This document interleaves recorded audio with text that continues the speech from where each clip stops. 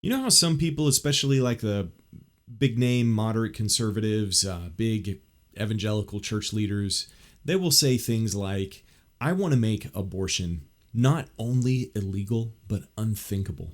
How do you think those people are going to accomplish that? Why? Through socialism, of course.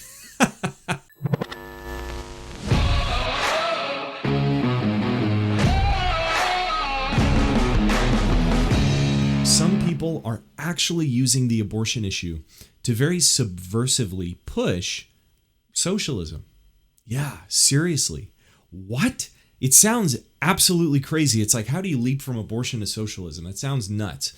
But I'll walk you through it, and it actually makes a lot more sense than it sounds at the base level.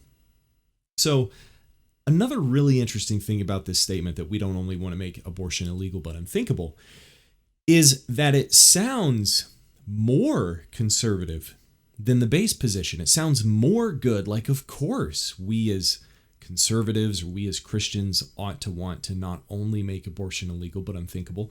But that's how a lot of this sneaky subversive language works. They give you something that you agree with, and they want to pull you along on that same track until it leads you to somewhere you really, really don't want to be. Like many things, with this, you have to be very careful when you hear things, and you have to be very careful about what you believe.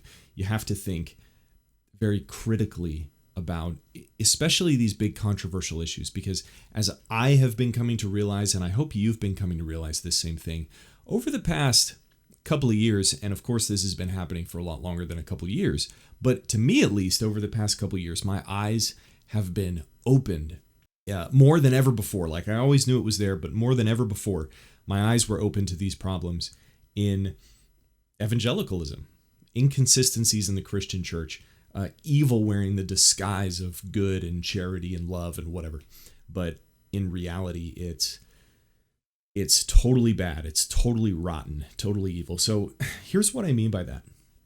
What, to these people saying this, what causes abortion in the first place? You will hear, if you keep an eye out on on Twitter or on like mainstream news article sources who may interview some of these evangelical leaders, they will say things like abortion specifically is caused by things like racism and poverty.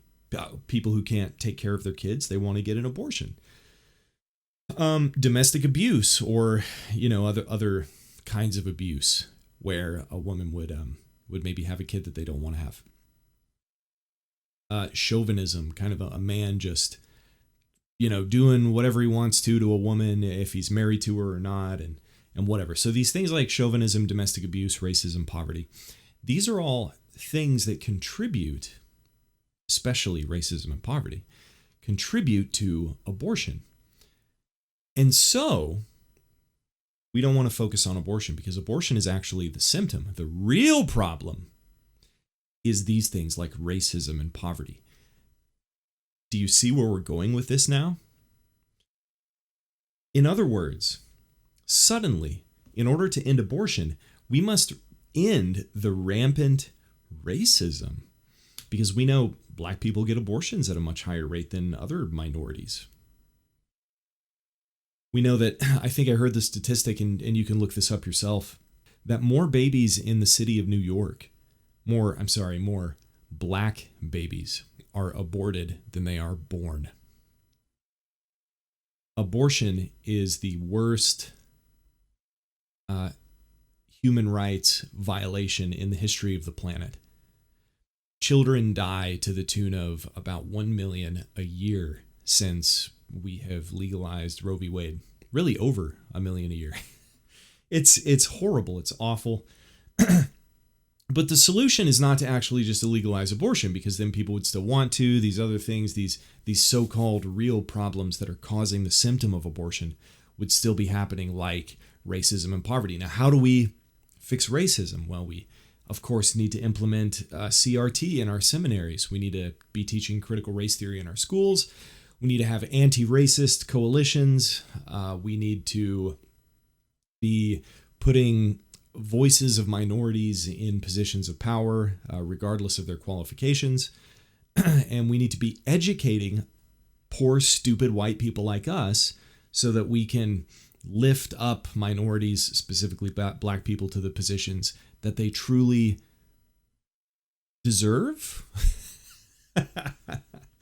Now, poverty, of course. Now, how do we solve poverty? Well, of course, the Bible says that Christians ought to be giving money to the poor and helping the needy and helping the poor. But Christians aren't too good at that, even though Christians donate more to charity than anyone else, than any other religion, any atheists or anything.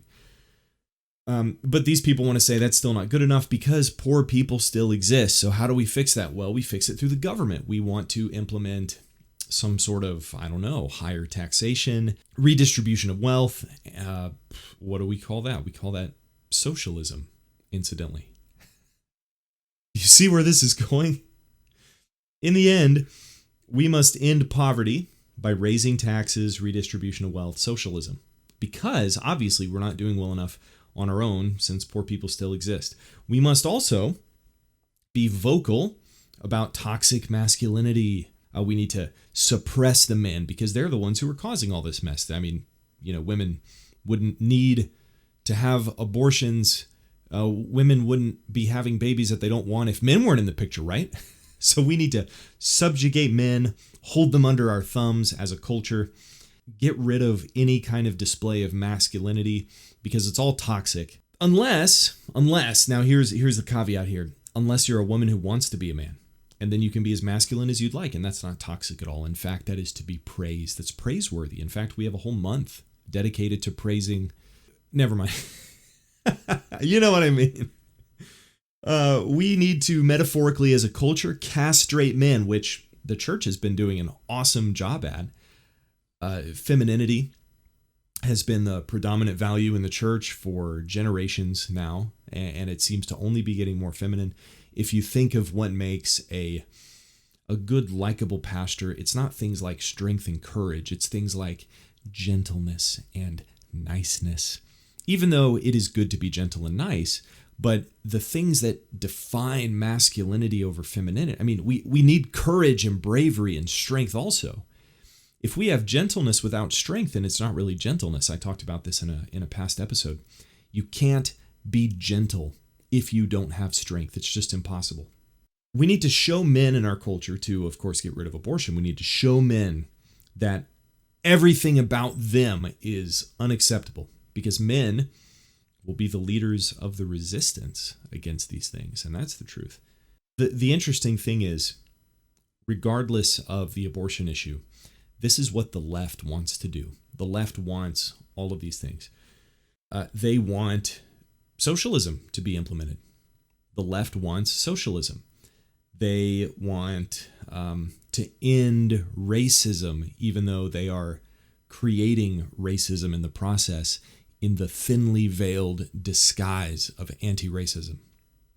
And these things are all part of this utopia that they are trying to create where they can control everybody. Think about what these things have to do with abortion at all. Here's the actual approach that we need to do. We have to think, is murder? Yeah, I mean, it literally is this simple. Is murder, is it right or wrong? Is murder good or is it bad? It's bad, right? Pretty sure it's bad. I mean, like, we have laws against murder except for babies, right? We do recognize as a society, no matter what religion you are, if you're an atheist or not, that murder is bad. What does abortion really have to do with racism and poverty? What abortion has to do with is evil. These people have an agenda that's not biblical. They have an agenda that's not moral. They are using abortion as a tool.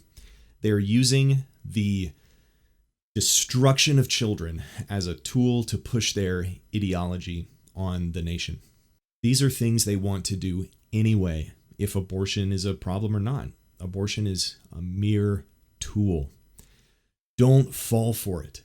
It'll sound like, well, yeah, of course I want to make abortion unthinkable. That sounds like a good thing. It's a good thing, right? But the real way that we try to make abortion unthinkable is by teaching people that abortion is evil. And incidentally, by punishing it harshly whenever it happens. And if we were to punish evil things like God gives the government the authority to actually do, then there would be a lot fewer cases of that crime. Now, people will, bounce back at you and say something like, well, then there's just going to be unsafe abortions. But the problem there is every abortion is unsafe. You can't have a procedure that literally ends the life of an innocent human being and call it safe, no matter what it is. Even if abortions were to become more unsafe for women, sorry. Well, I'm not sorry, but that's exactly what I want.